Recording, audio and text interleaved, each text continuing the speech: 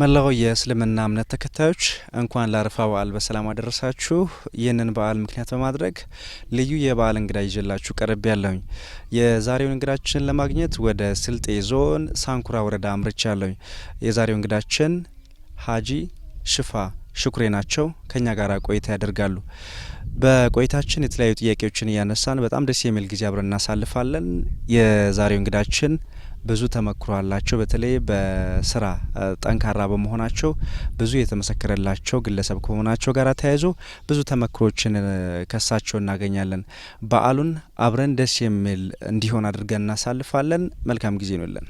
በጣም ነው የምናመሰግነው። የአረፋ በዓልን ያገናኘን አለባበሱትም ያው በዓሉን መስሏል ብዬ አስባለሁኝ። እንኳን አደረሱት። እንኳን አብሮ አደረሰን። እንግዳችን በመሆን የራሱትን ተሞክሮ ለማጋራት ፈቃደኛ በመሆኑ በደቡብ ሬዲዮና ቴሌቪዥን ድርጅት ስም በጣም ነው ማመሰግነው። በክቡራን ተመልካቾች ስምም ከኛ ጋር ሆነው የአረፋን በዓል የሚያከብሩ ክቡራን ተመልካቾቻችን ጥሩ ጊዜ ያሳልፋሉ። የዛሬው እንግዳችን የሀጂ ሽፋ ተሞክሮ በጣም ለየት ያለ ለብዙዎች ደግሞ ጥሩ ነገርን ማጋራት የሚችል ከመሆኑ ጋር ተያይዞ ነው የአረፋ ልዩ የበዓል እንግዳችን ለማድረግ የወሰን ነው። በድጋሚ አመሰግኖታለሁ። እስቲ አረፋን እንዴት ነው የሚያከብሩት? ስለመጣችሁ ሪቡብ ይላል። ያው አረፋ በዓል ዘንድሮ በጣም ለየት ይላል። ከሌላ ጊዜው በጣም ዘመኑ ለየት ያደርጋል። ዘንድሮ አረፋ በዓል ምርቱ ምኑም ያምራል።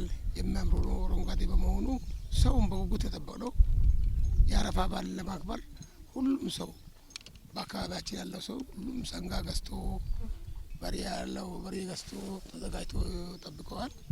አረፋ እንግዲህ ያው ጥጋብ ሲሆን ምርት በብዛት ከያዘ ወይንም ሲሰበሰብ ከሆነ በደማቅ ሁኔታ ነው የሚከበረውና የእርሶን ማሳ ቅድም እየተመለከትን ነበረ። ዘንድሮ ታዲያ ለየት ያለ ደስታ ነው የሚሰማውት?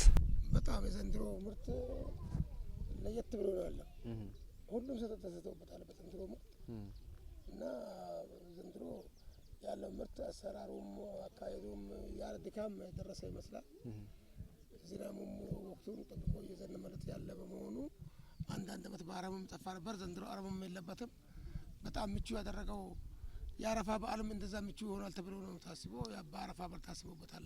ሀጂ ሽፋ እንግዲህ የሚታወቁት በጣም ስራ ወዳድ በመሆኑ በበዓላት ቀን እንኳን ማረፍ እንደማያስችሉት ነው የሰማሁትና በዘንድሮስ አረፋ ቁጭ ብለው አርፈው ያከብሩታል ወይስ እንደለመደቦት በስራ ለማሳለፍ አስቡ? እኔ ምን ጊዜም በዓል የሚያከብረው ግማሽ ቀን ነው። ከሰዓት በኋላ ወደ ስራ ይወጣሉ። ስራ ስለሚወጥ ብዙ ሰዎች ቁጭ ብለው ይላሉ። እኔ ያለኝ የሚፈለገውን ሰንጋ ካረጥኩ በኋላ ወደ ስራ ያመራለሁ። ከሰዓት ወደ ስራ ከሰዓት በኋላ ወደ ስራ ነው የሚሄደው። ጊዜውን ለመቆጠብ ፈልጋለሁ። ሀጂ ሽፋ የጊዜን ውድነት በጣም የተረዱ ስራ እንደሚያስከብር በጣም ያወቁ በዚህ በሳንኩራ ወረዳ ውስጥ ብዙዎች እርሶን አርአያ የሚከተሉ አይነት ሰው ኖትና ጊዜ በጣም ውድ መሆኑን ወይም ማክበር መስራት እንደሚያስከብር እንዴት ተማሩ? እንደው እንደ ምሳሌ የሚያነሱት ሰው ይኖራል ወይስ በራሱት ጊዜ ነው ይህንን የህይወት ፍልስፍና ያመጡት? እኔ መጀመሪያ ስራ እወዳለሁ። ያው ስራውን መጀመሪያ ስራ እወዳለሁ በመሆኔ ቴክኖሎጂ መጥቶ በዚህ እድገት ይገኛል በዚህ እድገት ይገኛል ብሎ ሲለኝ ስራ ጀመርኩ። 1988 ነበረ ማለት 85 አካባቢ ነበር። 84 85 አካባቢ ነው ስራ ገባሁት። ከዛ በሮች ነበሩኝ። እነዚህን በሮች በመያዝ ቴክኖሎጂን በመጠበቅ ወደ ስራው ገባሁ። ስራ በመገባ ጊዜ በእነዚህ ዓመታት የተለያየ ለውጥ አገኘሁ። ከነዚህ ዓመታት የተለያየ ለውጥ ሲያገኝ ወደ ስራው እንቅስቃሴ በጣም ሰዓት አጣሁ። ሰዓቱ እየጠበበኝ ሲመጣ ጊዜው ቶሎ ይመሽብኝ እየሮጥኩ እያለሁ የስራ ውዴታው ያው ለዚሁ አደረሰኝ። ምክንያቱም ዘንድሮ በሰራሁት በመጪ ዓመት ለውጥ ያገኘው ስለሆነ ዘንድሮ ከነበረኝ ዓመት እንደገና በመጪ ዓመት ለውጥ እየተለወጥኩ በመሄዴ ይሄን ማማት እኔ ለስራ አሁን በማታ ለመስራት ያስፈልገኛል። በቀን አይደለም በማታም ስራ ለመግባት ፈልጋለሁ። እየሰሩ ያመጡትን ለውጥ በማየት ነው የተቀየሩት ማለት ነው እንጂ ሌላ ምሳሌ የሆነ ሰው የለም። ቴክኖሎጂ አለ። ያው በጊዜው ባለሙያ ይመጣል። ከወረዳም ከዞንም የመጣ ሰራተኞች ይመክሩናል። እነዚህ ባለሙያዎቹ እየመከሩ ይሄ ለውጥ አመጣል የሚለውን ለውጥ ተከትለን በመሄዳችን የምርቱ ለውጥ መጣ። ለኔ ደግሞ የሀብቱም ለውጥ መጣልኝ፣ የብርም ለውጥ መጣ። ይሄን ብር በማለት ደግሞ ያው ሰው ያለውን ለውጥ ከስራው ስራ ለመጨመር ነው የምፈልገው። ያንን ስራ እየፈለኩ ወደ ስራው ገባ። አሁንም ለስራው ጉጉት በጣም ነው አለኝ። እስቲ የእርሶን ተሞክሮ ወይንም የደረሱበትን ይንገሩኝ። አሁን እንደዚህ ስራ አክብሮ በመስራቱ ምን አይነት ለውጥ አመጡ? እኔ መጀመሪያ አንድ ጥማት በሬ ብቻ ነበረኝ። ከዚህ አንድ ባለቤት ያለች እሷና እኔ ብቻ ነበር። መቼ ነው ጊዜው? አንድ ጥማድ በሬ ማለት ትንሽ ይመስለኛል። አሁን እርሶ የደረሱበት ደረጃ በጣም ትልቅ ነው። በወረዳው በሳንኩራ ወረዳ ውስጥ ካሉ ባለሀብቶች መካከል አንዱ ኖት። በአለም ገበያ ከተማ ውስጥም እንደዚሁ ከተማዋን በማሳደግ የእርሶ ድርሻ በጣም የጎላ ነው እንደሰማሁት ከሆነና እስቲ መነሻዎት ላይ የነበረውን ሀብትና አሁን ያለውን አነጻጽሮ ያጫውቱኝ። መነሻችን ላይ አንድ ጥማድ በሬና አንድ ላም ነበረችን። በዛ ውስጥ እኛ ያው ወደ ስራው በመግባቴ በአመታት እየጨመርክ ሄጄ አሁን ያለን ሀብት ብዙ ነው። ከአንድ በሬ የተነሳ ሀብት ወደ መኪና ገባ። በሬዎቼም ከብቶቼም ወደ 100 ቤት ገቡ። አሁን ከ100 በላይ ላምና በሬዎች አሉ። የዛኔ ከነበረው እንደገና ከዚህ ተነስቼ ወደ ከተማም ገብቼ ቤት ሰራው። አሁን ወደ ማዳያ ማቆም ደረጃ ነው ደረስኩት። ማዳያውን ጨርሻለሁ። ለአረፋው እንኳን መርቀው ለሚል ነገር ነበረኝ ሳካ ቀረ እና ከተማ ላይ በመሄድ ብዙ ቤቶች አምርቻለሁ። ያ ስራ ወዳድነት ነው። ከመጀመሪያ ከነበረኝ ገንዘብ አሁን ያለኝ ከ10 ሚሊዮን በላይ ብር ነው ያለኝ ገንዘብ ካፒታል የሚገመተው ማለት ነው። አሁን በ6 ሚሊዮን ብር ነው እየገነባ ያለሁት ማዳያውን። አዎ ሌላ ማዳያ የለም ከተማ ውስጥ ከርሶች? ሌላ ማዳያ የለም። ድሮ የወፍጮ ነበረ። የወፍጮ ነዳጅ አጥቼ ከዚህ ብዙ እንክራተት ነበርኩ። ያንንም ቅም ለመውጣት ድረስ ነው ማዳያ ሰራቸው። በፊት ገበያም ሲሄዱ ከዚህ ከአለም ገበያ እስከ ሀላባ ድረስ ድሮ ከዚህ ተነስተን ሀላባ ድረስ መንገድ ነበረ። በእግራችን ነበረ ሀላባ የምንሄደው። ሀላባ ከዚህ ማለት የ7 ሰዓት መንገድ ነው። ከዚህ ተነስተን ጠዋት ተነስተን 7 ሰዓት ሀላባ በእግራችን እንገባለን። ይህንም ለመሽጠት እዛ ይሻላል በሚል መኪና ከዚህ አለም ገበያ በቅሎ ባህያ ጋግዘን ከዛ በመኪና ውድ ዋጋም እየጫን እንወስድ ነበረ። አሁን አልሐምዱሊላህ የዛኔ በእግር ነበር የምንሄደው። ከእግርም አይደለም አሁን በበቅሎ በፈረስም አይደለም በመኪና ገጠር ለገጠሩን በሙሉ እየዞርኩ ነው ያለሁት። ያ በመስራት ነው ለውጡ ሊገኝ የቻለው። ከጥማድ በሬ ወደ መኪና ወደ 2-3 መኪናም ገዝቻለሁ ከዚህ ፊት ማለት ነው። አሁንም 2 መኪና አለኝ። ወፍጮ የማብራት ወፍጮ 4 አለ። የናፍጣ ወፍጮ 2 አለ። አለም ገበያ ላይ በቃ ወደ ከዚህ ፊት የነበሩት ወደ 50 ክፍል ቤቶች አሉ። አሁን ደግሞ በዘንድሮ 21 ክፍል ሰርቻለሁ ከማዳው ተያይዞ ማለት ነው። እና ይሄ ሁሉ የፈራው በስራ ነው። ያው የሰራ ሰው ሳይለወጥ አይቀርም መቼም። ከሰሩ መለወጥ ግዴታ ነው። ግዴታ ነው። የእርሶ መሰረት ደግሞ እርሻ ነው። መሰረቴም እርሻ ነው። ማረስ በጣም ይወዳሉ። አሁንም ድረስ እንደሚያርሱ ሰማውና አሁንም በሬ ጠምደው ያርሳሉ? አዎ ያርሳለሁ። አሁንም ወዳለሁ። ከእርሻ እኔ ከእርሻ ነው ይሄን ብር ሁሉ ያፈራሁት። አሁን ከመነሻዬም እርሻ ነው። አሁንም እርሻ ነው ወዳለሁ። እርሻ ነው ለውጡን ሁሉ የሚያመጣልኝ። እርሻን በአግባቡ ካረሱት ምርት ይሰጣል። ምርት ደግሞ ወደ ገንዘብነት ይለወጣል። እዚህ አካባቢ የእርሶን አርአያ የተከተሉ ብዙ አርሶ አደሮች እንዳሉ ሰምቻለሁኝ። ሀጂ እውነት ነው? እውነት ነው። ብዙዎቹ አሉ ከኔ አብረን በመስራትም አብረን በመከታተልም እኔም ይሄ ይሻላል ቴክኖሎጂ ያመጣቸው ነገሮች እነዚህ ያፈራቸው ነገሮች አሉ። ይሄን በምንጠቀም ጊዜ ድሮ ከምንሰራው በጉልበት ስራ ለጉልበታችን የሚረዱ ነገሮች አሉ። በቆሎ ይሄን እንደዚህ በማድረግ ልዩነት አለው፣ ስንዴን ይሄን እንደዚህ በማድረግ ልዩነት አለው በሚባል ከነሱ እየተመካከር የጋሮ ምርትንም ጎመን በዚህ መተከል አለበት በዚህ መተከል እየተናገገር እነሱም ተለውጠዋል። አሁን እነሱም ከተማ ላይ ሄደው ብዙ ቤት አፍርተዋል፣ ብዙ ቤት ሰርተዋል። ያው የኔ አራት ተከትሎ ሄደዋል ማለት ይቻላል። ብዙዎች እንደውም በበሬ ከማረስ በዘመናዊ በትራክተር ወደ ማረስ የተሸጋገሩ አሉ የእርሶን አርአያ በመከተል። እርሶ ግን እስካሁን ድረስ በበሬ ነው የሚያርሱት። ብዙ ማሳዎችን ያርሳሉ፣ ግን ባህላዊ የሆነውን የአስተራረስ ዘዴ ነው የሚከተሉትና እንዲያው ምክንያት ይኖራል? አይ እንግዲህ መሬቱ በበሬ መታረሱ ምቾት ይሰጠኛል የሚል ግምት አለኝ በራሴ። አሁን ግን ማሳ እዛ ጫካ ያለው መሬቴን በትራክተሩ እያረስኩ አሁን መኪናውን ትቼ ወደ ትራክተሩ ሊገባ ነው። መንግስትም ትራክተር ውስጥ ግዛ ብሎ ስላሉ አሁን ወደ ትራክተር እርሻ ሊገባ ነው። ትራክተር ሊገዛ ካለ በዘንድሮ ዓመት ኢንሻአላህ ይገዛለሁ የሚል ግምት አለኝ። መኪናዎትን አቁመው ከዛ አርሰው ከዛ መኪና እየነዱ ወደ ከተማም ይሄዳሉ፣ ሌላም ቦታ ይሄዳሉ። ሁለቱ ህይወት እንዴት ናቸው? ከተማ ውስጥ ያለውን ኑሮ በጣም አይወዱትም መሰለኝ እንደሰማሁት ከሆነ። እዛ እየሰሩ ሀብቶት በብዛት እዛ ከተማ ነው ያለው አለም ገበያ ላይ።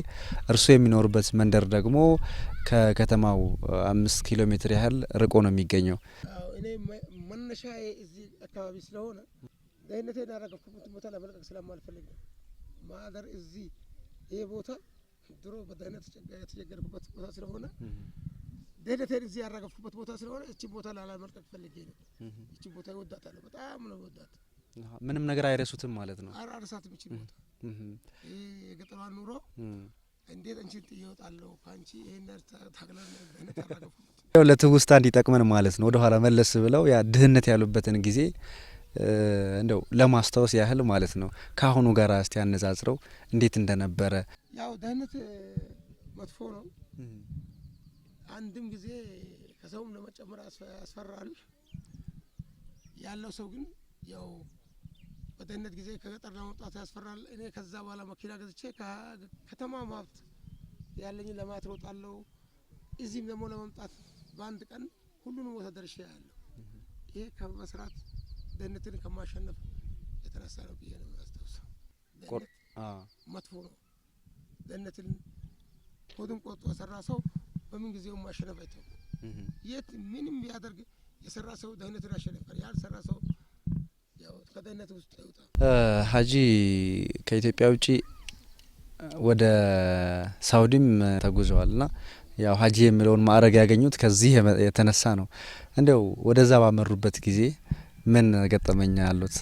ሳውዲ ሄጄ ያየሁት ያው የሰው ሀገር ነው። ይህን ኢትዮጵያን ለቄ ለመውጣት እንደው እዛ ሀገር ጸሎታችን አድርጉ ብሎ ሃይማኖታችን ስለመራን እንጂ ያ ሀገር በረሃ ሊቀመጥም አይሰጣኝም። አመልክቼ ነው ወጣሁት ከሀገሩ። የሀጅ ስራ ጨረስኩ በኋላ ከተራውም አልጠየቅኩም። አሞኛል ብዬ አመልክቼ ነው ወጣሁት። ናፍቆቱ ነው የኢትዮጵያ ናፍቆት። አየሯ ስራው ራሱ እዚህ ሀገር ንፋስ የሚገኘው በአየር በቴክኖሎጂ ነው። እዚህ ሀገር ግን ያለ ምንም ሙቀት አንድ ኢትዮጵያ ቀዘቀዘ ሀገር ነው። እዚህ ሀገር ሲታይ በረሃው ድንጋይ እንጂ የምታየው ለምለም ነገር የለም። ኢትዮጵያችን ደህንነታችን እንጂ ጠብቀናት የምናጠር ጋር ነች ብዬ ነው የሚገምተው። እኔ አመልክቼ ነው ከዛ ሀገር ወጣሁት። ጓደኞች ራሱ አሉ ቀረስ እንትን አድርጌ አሞኛል ብዬ ወጣሁት ከሳውዲ አረቢያ ማለት ነው። በጣም በረሃነትን ሲያይ በረሃ ውስጥ ተቋቁመው ሀብታም ሆነው እየኖሩ እኛ በለምለም ሀገር ውስጥ እየኖርን ለምንድን ነው ሀብታም ማንሆነው? ስለዚህ የስራ ባህላችን ነው ማደግ ያለበት። ሀገራችን በጣም የተባረከች ነች ብለው ያወሩትን አንድ ወዳጆት የአንድ ወቅት ላይ እየነገሩኝ ነበርና እስቲ በሀገራችን ያለውን ሀብት ከሰራን መጠቀም እንደምንችል ማሳያ የሆኑትን እስቲ ይንገሩኝ። እዛ ሀገር ምንም በሌለበት ሀገር ሀብት አለ ይባላል። አሁን እኛ ሀገር ግን ከሰራን ማናመጣው ለውጥ የለም። ችግራችን ያው አለመስራት በኢትዮጵያ ውስጥ ይሄ ችግር የሚመጣው ባለመስራት ነው። ከሰራን እኛ የኢትዮጵያን ደህንነት ከሀገራችን ማውጣት እንችላለን የሚል ሀሳብ አለኝ። እዛ ሀገር ሆኖ በዛ በበረሃ ውስጥ ሆኖ አረቦች ለፍየል ጥበቃ እንዴት እንደሚሮጡ አይቼ የሆነ ከዚህ ሀገር የሄዱ ሰዎችም ነበሩ። እነሱን ለማየት በሄድኩበት በዛ በረሃ ፍየል ለመጠበቅ ግመል ለመጠበቅ ሲራሮጡ ይላሉ። እኛ ግን መሬታችን ለመሆኑ አርሰን ማናድግበት ምክንያት ምን አለ? ይሄን አሁንም ተስፋችንን ቆርጠን ከሰራን ደህንነታችንን ከሀገራችን ይወጣል የሚል ግምት አለኝ። እኔ አይቼ ከመጣው ከኛ ጋር የኛ ሞኝነት እንጂ ከኢትዮጵያ ያለው ደህንነት በአጭር ጊዜ ይነሳል ነው ብዬ ገምተው። እንደው ድሃ መሆናችንን እያወቅን ለምንድነው ማንሰራው? ለምንድነው ማንቀየረው? ሀጂ የታዘቡት ነገር አለ? አሁን ግን ከድሮ ብዙ ለውጥ አለ፣ ብዙ ለውጥ አለ ብዬ ነው ገምተው። አሁን ከቴክኖሎጂም ተከትለን ከመሄዳችን ያው እኛም ብዙ ለውጥ እያሳየ ነው። አሁን በትምህርት እየተማርን ቴክኖሎጂን ተከትለን ስንሄድ ብዙ ለውጥ እናመጣለን ነው ገምታለን። ያው ቴክኖሎጂ በጣም ጠቃሚ መሆኑን ለማወቅ መማር ያስፈልጋል፣ እውቀት ያስፈልጋል። እርስዎ በትምህርት ምን ያህል ገፉ? እንዴት ቴክኖሎጂ በጣም ለግብርና ምርት ወሳኝ መሆኑን ተረድተው በቴክኖሎጂ ታግዘው ይህን ያህል ሀብት ማፍራት ቻሉ? እኔ ትምህርቴ ትንሽ ነው። ስንተኛ ክፍል ቆጠሩ? እስቲ ጋር አንድ 3-4 ክፍል ቁጥር ያለው ያው እሱም በጣም ትምህርት ኃይለኛ ጠቃሚታ አለው። ባለመማሬ ቁጭት አለብኝ።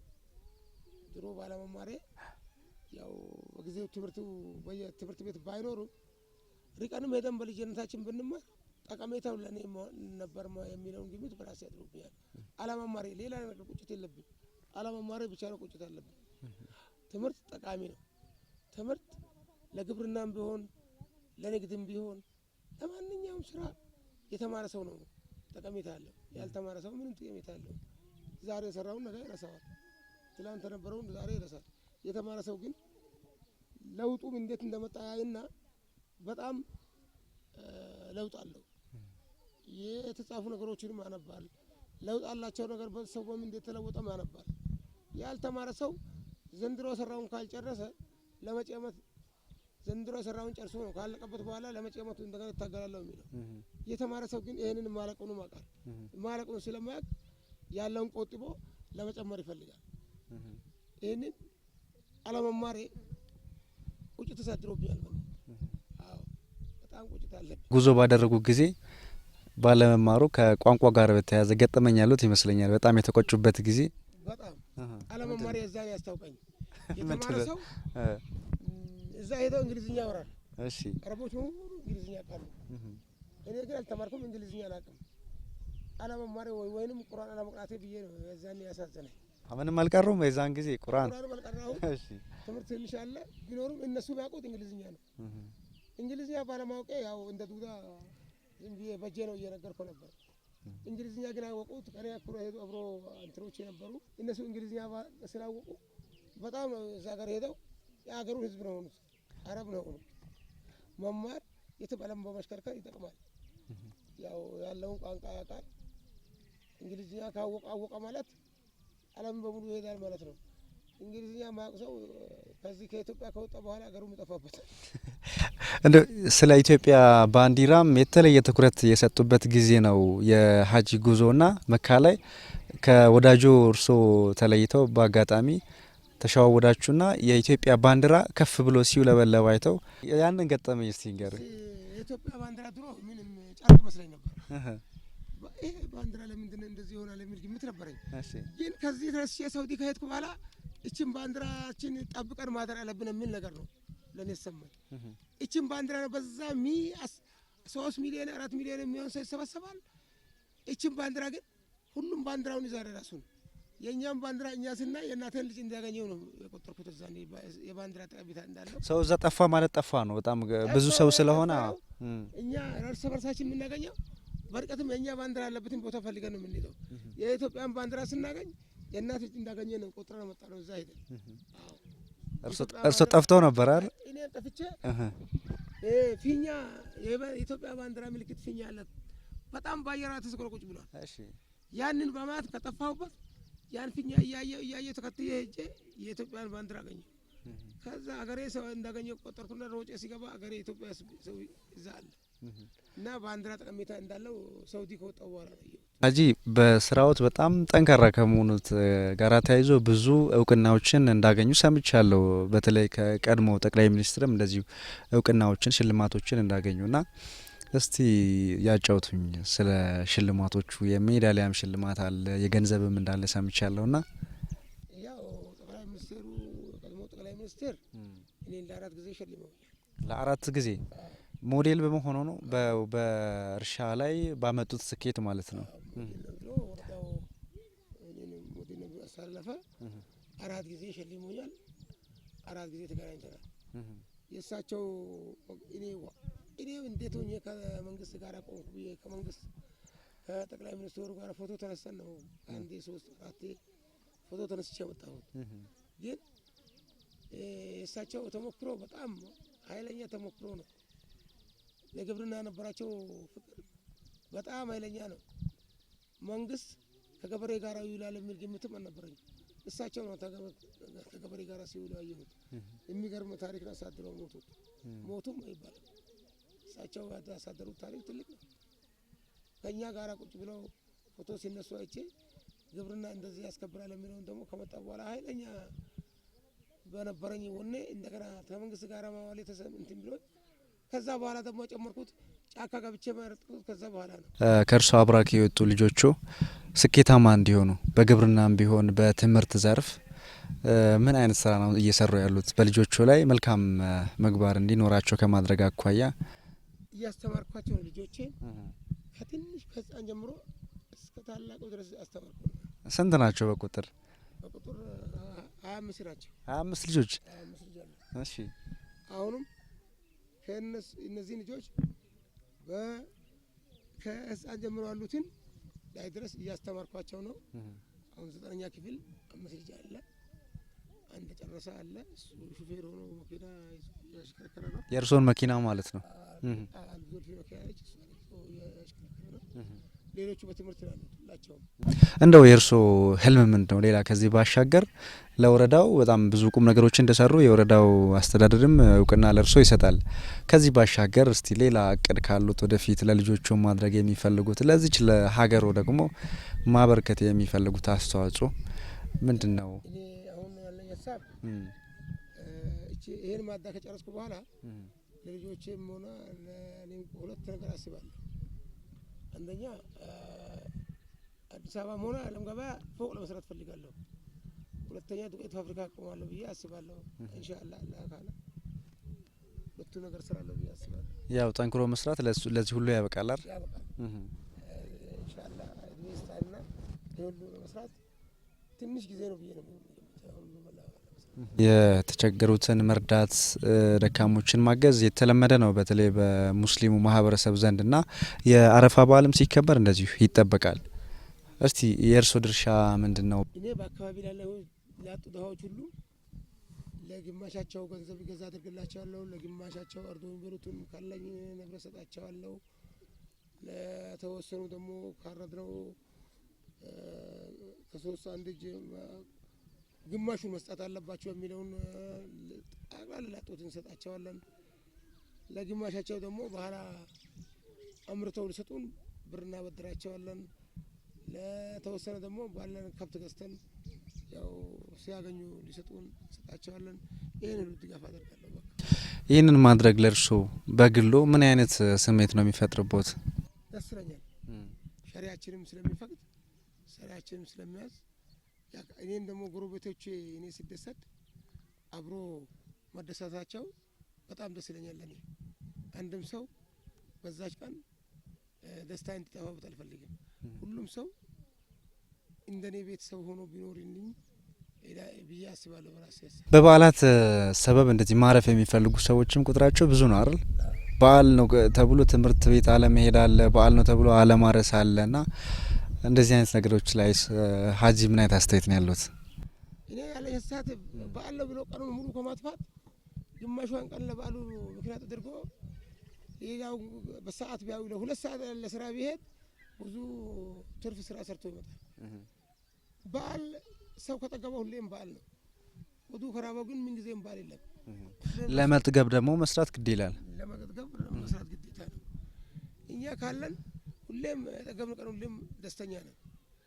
በዓል ያው ሸሪያችን ስለሚያዝ የተወሰነ ጊዜ አለው። ጠዋት እስከ ሰላት ከሰላት እስከ 10 ሰዓት ወይ 9 ሰዓት ድረስ ካከበር መቃናል። ከዛ በኋላ ነገ የሚመጣውን ደህንነት ማሸነፍ አለብን እንጂ በዓል ብለን እግራችን ከዘረጋን ትርፍ ጊዜያችን ያቃጠለ ማለት ነው። የዛች ሰዓት ወጥተን ምን ስራ ጠቀሜታ አላት። ብዙ ጠቀሜታ አላት። ብዙ ጥቅም አላት።